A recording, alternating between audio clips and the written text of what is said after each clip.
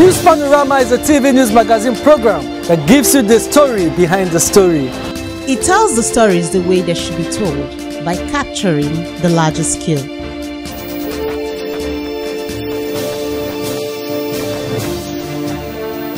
It deals with people's deep feelings on issues that, when brought to the fore, ultimately educates, informs and entertains. News Panorama. Capture the larger scale. Polio is a highly infectious disease mostly affecting young children that attacks the nervous system and can lead to spinal and respiratory paralysis and in some cases death. Polio has existed since prehistorical times. Ancient Egyptian images shows children walking with canes and withered limbs, characteristics of diseases. It is a must watch. Welcome and thanks for joining me on the program News Panorama. I am Josephine Efanga. News Panorama. Capture the larger scale. If you have just tuned in, you're watching News Panorama. Polio vaccination is crucial to prevent a debilitating and potentially fatal disease. Vaccinating protects against polio, a highly contagious viral infection that can cause paralysis and death, especially in children. A reason the Cross River State Government Primary Healthcare, in collaboration with the National Primary Healthcare, launched an extensive polio vaccination campaign targeting all children under 5 years of age, aiming to reinforce the state's commitment to maintaining a polio-free status and contributing to the global eradication efforts. Judith Ubong brings details of the report. Recent reports indicate that while Nigeria was certified polio-free in 2020, circulating vaccine-driven poliovirus type 2 continues to pose a threat, particularly in the northern region. Nigeria has seen a resurgence of poliovirus type 2 cases in 14 states, with 70 cases recorded as of September 2024. Despite vaccination campaigns, the virus continues to circulate under immunized countries. A reason why the National Primary Healthcare Development Agency, in collaboration with Cross River State Primary Healthcare Development Agency and other supporting partners, on May 3rd commenced polio vaccination on children across the states, mobilizing health workers to urban and rural communities, including remote and riverine areas, to administrate the oral polio vaccination to every eligible child. In an exclusive interview, Mrs. Christiana Ubong, the senior supervisor at Ikot Efanga Ward in Calabar Municipality, provided an overview of the vaccine, explaining its purpose in preventing polio and how it works. She detailed the eligibility criteria, emphasizing which groups are prioritized and the reasons behind those decisions, such as vulnerability or high-risk exposure. Additionally, she addressed the public concerns by assuring that the vaccine has undergone rigorous testing and is proven to be safe and effective. And this program is about immunization we call it OPV, which is oral polio vaccination, and it's for children from 0 to 59 months of age. And so the vaccine is all about preventing children from coming down with poliomyelitis. So the vaccine, as I said, is given to children from 0 to 59 months of age, because these are the children whose immunity isn't strong yet, that they will not come down with this, in case of any outbreak, they will not come down with this disease. So this vaccine, OPV, oral polio vaccine, is to prevent these children from coming down with the disease at any time. The ward focal person and officer in charge, Nurse Ekpo Juliet of the Ikot Efanga Ward in Calabar Municipality, shared insight on the community's response to the vaccination campaign. She noted the general reactions from parents, highlighting the support expressed during the immunization. She also provided an update on the campaign's progress, stating the percentage of children who have received the vaccine so far. Parents so far, their reactions have been wonderful. They have been responding to immunization. This is because the DG Primary Healthcare Development Agency, Dr. Vivian Esebi-Otu, the State Social Mobilization Officer and her team have gone out to mobilize. They have spread awareness, there's sensitization even in churches, prayer houses, schools and all that. So the response is wonderful. The parents of the immunized children shared their thoughts on the ongoing vaccine administration, expressing their feelings about the process and the impact on their children. He commended the state and federal governments for the exercise and efforts. It's okay, at least it will help reduce some causes of illness. The rate of death, at least. The vaccination has helped a lot, and there's no all those illness that used to happen before now. So it helps a lot. I feel the vaccination process is very good to children by preventing them to have a future deformity on their leg or on their hand. So the vaccine is very good with children because it's helping them ahead of. For CRBC News Panorama, Judith Ubong reporting. The Nigerian Education Loan Fund, NELFund, is a government initiative established to provide interest-free loans to students in tertiary institutions across Nigeria. Launched in 2023, the scheme aims to reduce financial barriers to higher education, promote academic continuity, and foster equal opportunity for students from diverse socio-economic backgrounds. As the program unfolds, it is important to assess its impact and effectiveness in improving access to education for Nigerian youth, the report. Access to higher education remains a major challenge for many Nigerian youth due to the high cost of tuition and related expenses. In response to this, the federal government of Nigeria introduced the Nigerian Education Loan Fund, NELFund, as part of a broader effort to promote inclusive education and empower students academically and economically. Since its launch in 2023, NELFund has been positioned as a transformative policy aimed at easing the financial burden on students and enhancing national human capital development. The loan scheme is targeted at students in public tertiary institutions, offering interest-free loans that cover tuition and other academic costs. Its structure is designed to allow repayment only after the beneficiary gains employment, thereby reducing the immediate pressure on students and their families. With this flexible approach, NELFund hopes to ensure that no willing student is denied education due to financial constraints. Since its implementation, the fund has begun to show promising signs. Many students who would have otherwise been unable to continue their education have been given a new opportunity. The stress of sourcing school fees has eased for several families, allowing students to focus more on their studies. This has led to increased morale and, in some cases, improved academic performance. Life of a student is very, very hard, and some students don't have strong background, supportive parents or well-wishers or wherever. So I'm very sure that the loan will be beneficial for them. I think so. It's going to help them because that stress, you save them that stress of looking for money as we're running up and down for them to look for money to pay their school fees, their upkeep and the rest. I think the loan is really good. It's good and it will help students a lot. However, the initiative is not without its challenges. While some students remain unaware of how to access the loan, pointing to a need for better awareness campaigns, there have also been concerns about slow processing times and questions surrounding the long-term sustainability of the scheme, especially if loan recovery processes are not clearly enforced after graduation. Actually, the person did not face any challenges. She just went through the due process, registered, then I don't know how many months it took her for the process for the loan process to be to be approved, but she told me that she have started collecting 20,000 monthly. That when you finish, when you register, then you wait for them to approve. When they approve, later on you they'll start paying you, or you now I don't know what she said something that when you wait later on they'll not be paying you 20,000 monthly for the period of the academic section. In as much as they keep to their promises of zero interest after 2 years you go to your service, I think it's something good. Yeah, I tried to register him, but the thing is, I'm in the Department of Tourism, so our names were not uploaded on the database. So we were asked to go to the ICT so that they can rectify the whole issues, and I've not gone since then. I'd like to apply, but I've not had the time to go for the issue rectifications. Okay, for me, I think it's actually a very good idea, seeing that the governments have the students at heart.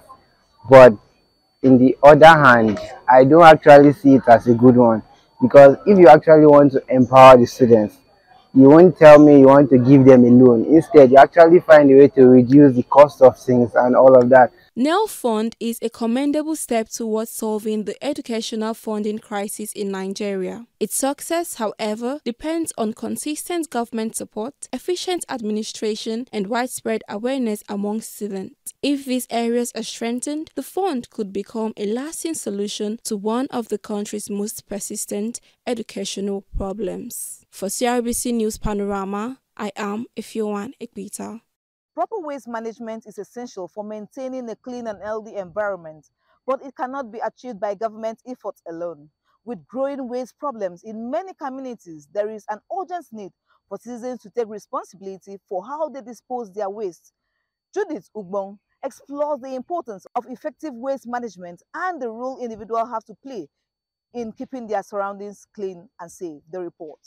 Waste management is a critical aspect of public health, environmental preservation, and sustainable development. In the face of rising urban population and recurring epidemic outbreaks across the states and Nigeria at large, the need for an efficient, inclusive, and community-driven waste management system has never been more urgent. Effective waste management goes beyond the routine collection and disposal of refuse. It encompasses a holistic system which requires the active participation of citizens. However, many communities still perceive waste management as solely the government's responsibility, which undermines the sustainability of any efforts made. This top-down perception leads to several harmful practices. Residents often dump waste into gutters and waterways, causing blockages that result in flooding and environmental degradation. Others neglect to use waste bins properly, creating unsightly piles of trash that pile onto streets and pose health risk. I think it's the citizens' fault, obviously, because sometimes you just see a dustbin and you will not want to put the waste you're carrying inside the dustbin. You just drop it on the ground. And now the person that is coming to pour, maybe a second person coming behind you to pour, will not want to put it because they cannot climb on the one that is already on the ground. Just keep them there.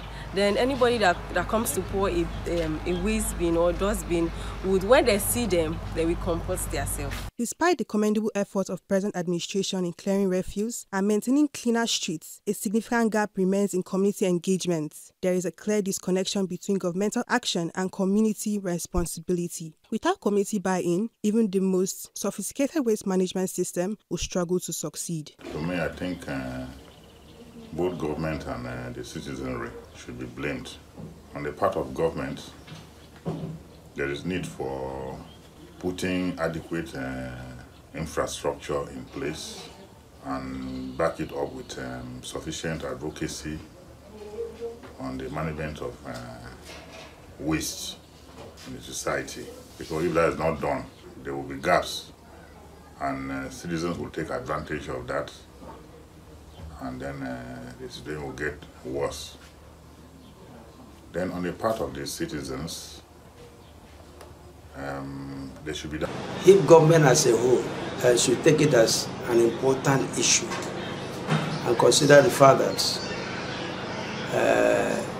people have to live and live a good life, they should come closer, and those representatives should bring more enlightenment, bring more awareness, and let people know about waste, so that at the end of the day, we have a very clean and green society. To bridge this gap, the government must implement robust advocacy and sensitization campaigns that promote behavioral change and communal ownership of public hygiene. Programs should encourage recycling, proper sorting at the household level, and timely disposal. Involving local leaders, youth groups, and market associations can foster a sense of shared duty and accountability. The path to sustainability lies in shared responsibility, with government efforts in waste evacuation. While government efforts in waste evacuation are critical, they must be complemented by strong community participation. A bottom-up approach that empowers residents, educates them on best practices, and fosters a sense of environmental stewardship will only not improve waste management but also protect public health, reduce flooding, and enhance the quality of life across the state. The time to act is now. Cleaner communities begin with all of us. For CRBC News Panorama, Judith Ugbong reporting. The people of Akamkpa and Biase Federal Constituency on Thursday, May 1st, endorsed the Cross River State Governor, Senator Biase and his deputy, Right Honorable Peter Ode for a re-election in the 2027 general election. They highlighted the leadership qualities of Governor Biase and his deputy have significantly contributed to the infrastructural development of the community. The report. In a world that oftentimes feels divided, the power of unities within a community stands as a testament to shared values and collective aspirations. As the 2027 elections draw near, the call to rally behind the People's Face mantra laid by Senator Biase and his steadfast Deputy Right Honorable Peter Ode resonate deeply with the citizens. The Cross River State Deputy Governor Right Honorable Peter Ode thanked the people for trusting their leadership and supporting them for another term. The deputy, who was represented by the Commissioner for Works, Honorable Pius Akamkpa, noted that the late administration of Senator Biase and his deputy Right Honorable Peter Ode is to keep working on improving local roads, schools, and other essential services. 2 years ago, we were here in Akamkpa Local Government Council, and we stood before you. You all came out in numbers, and we presented our blueprints that we were going to do. And today, we are here to present our report cards. For a man who has kept a promise, is it not worthy for you to return us back to office? It is on that note that we are here to appreciate you for giving us the support and to thank you very much for passing a vote of confidence on us. We can assure you that before we leave office, that road will be constructed and the people of Akamkpa local government will be very happy. And that is to say that we are so intentional in uniting Akamkpa. The dichotomy that have existed between Akamkpa 1 and Akamkpa 2 was as a result of that barrier called the road. But with this road we are doing, and on completion of it, the people of Akamkpa 1 and Akamkpa 2 will come back together and they will be more united, and the unity of Akamkpa local government will be sacrosanct in this government. Report has it that coming together for the rally cause signifies much more than a political campaign. It reflects the hearts and minds of individuals united in purpose. The chairman of Akamkpa, Honorable Felix Aposi, and Biase, Honorable Edodi Eyong Edodi, spoke about the great things Governor Otu and his deputy have done during their time in office. They also stressed that the re-electing Senator Otu and Deputy Ode, the community will not only sustain their current momentum, but also nurture the seed of development already planted. God is the one that does everything for everybody. Today, the God of our land, of Akamkpa and Biase, has endorsed His Excellency Prince Apostle Biase Edotu and Right Honorable Peter Ode come 2027. We are gathered here as a people of Akamkpa and Biase to endorse our own, our father, a man who had brought joy to Akamkpa and Biase, respectively. A man who had brought joy to the people of Cross River State. We have done it before, and we will do it again. Some community stakeholders praised the governor's commitment to building important infrastructure, which has made life better for residents. They mentioned that the peace and calm in the area reflects the effective leadership of the current administration. We've never had a situation where in just 2 years, the governor would have impact in every sector of the economy of the state. Governor too came prepared. He came by ensuring that first, everything that was dead, he began to revive them. As a practical politician, he believes in going straight, to the things that he needs to do. And that's why we can endorse him proudly, and that's why we can pass the vote of confidence on him. In Akamkpa and Biase, 3 to 4 years ago, it was very difficult for people to pass through this road. And as you know, I'm in the task force and also in the committee of mining. And we pass through the road always, so everywhere is calm and quiet. The people of Akamkpa and Biase have reviewed the past 2 years under Senator Prince Biase Edotu, and they've come to the conviction that the governor has done well. The governor of Cross River State have kept to the social contract he had with the people of Akamkpa and Biase Federal Constituency by providing the basic infrastructure for the people of Akamkpa and Biase. Kudos to the governor. The governor and his deputy should continue. Prince Otu, Tarigo, 2027, no vacancy. A motion to endorse Governor Tu and his deputy for another term was moved by Right Honorable Matthew Alori and seconded by Mrs. Susan Okpai. There is a clear testimony that the governor and his deputy have done well. Whereas the paramount ruler of Akamkpa and Biase have said there is no shaking.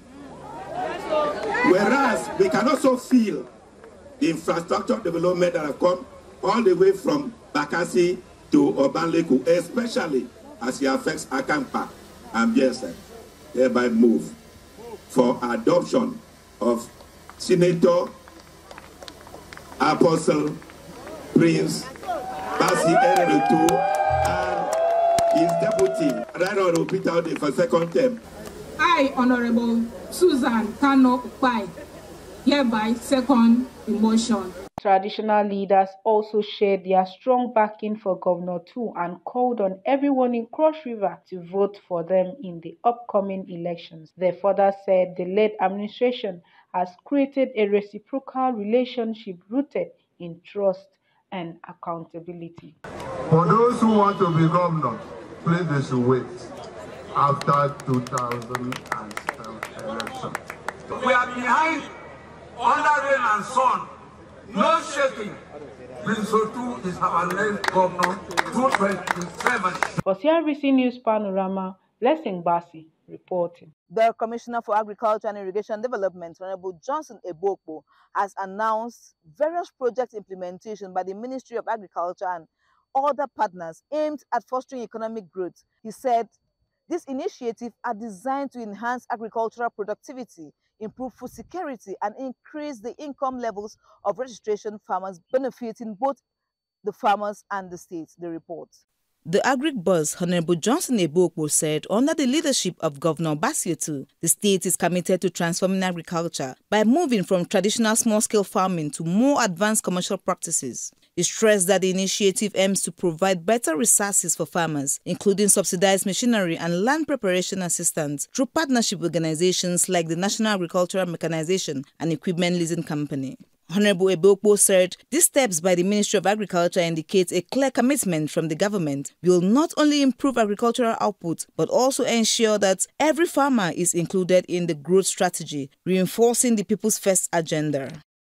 We strongly believe that for agriculture to become the mainstay of our economy, there must be a deliberate and strategic shift from subsistence farming to large-scale commercial agriculture with strong and very strong emphasis on value addition. One of the major interventions has been land preparation, a fundamental challenge for many of our farmers. Through strategic collaboration with the National Agricultural Mechanization and Equipment Leasing Company, we are pioneering mechanized agriculture in the state. On their part, the Senior Special Advisor to the Governor on Agriculture, Professor John Shiam, All Palm Growers Association of Nigeria State Chairman, Reverend Ejikbong Bisong, Cocoa Farmers Association of Nigeria Cross River State Chairman, Dr. Tiku Ndeb, and the National Coffee and Tea Association of Nigeria Cross River State Chairman, Dr. Assam, amongst others, noted that this project will not only support the livelihood of farmers, but also enhance the overall economic stability of the region. They stressed that the government is also working to support farmers by providing fertilizers, developing farm access routes, and launching rural markets initiative to handle the expected increase in food production. The comment about cocoa farmers living it is coming. Coffee is coming to solve a problem. Everybody should be able to benefit from it. You don't need to have a big piece of land, even in your compound. Cross River used to be the cradle for agriculture. And this administration has taken up the responsibility of bringing Cross River State back to its original status as an agricultural state. By the fact that it has a PPP arrangement, and by the fact that interested farmers have been identified and registered, ensures that whether the government is there or not, the continuity is there. Nobody wants to drop anything that brings money. These bikes are in the hands of the agric officers from the local government, from the Ministry of Agric and also from ADP. We have been having reports from our agric officers, and the farmers are also doing very, very well. That the seasonal variation as far as the growth of coffee are concerned is important to us. That when the off-season of cocoa is now a multiplication for coffee. High points were the inspection of tractors and all seedlings, questions and answer sessions amongst others. Josephine Efanga reporting. That is all we have on our lineup this week. We hope to be back same time next week. Do keep updated with us. I am Josephine Efanga.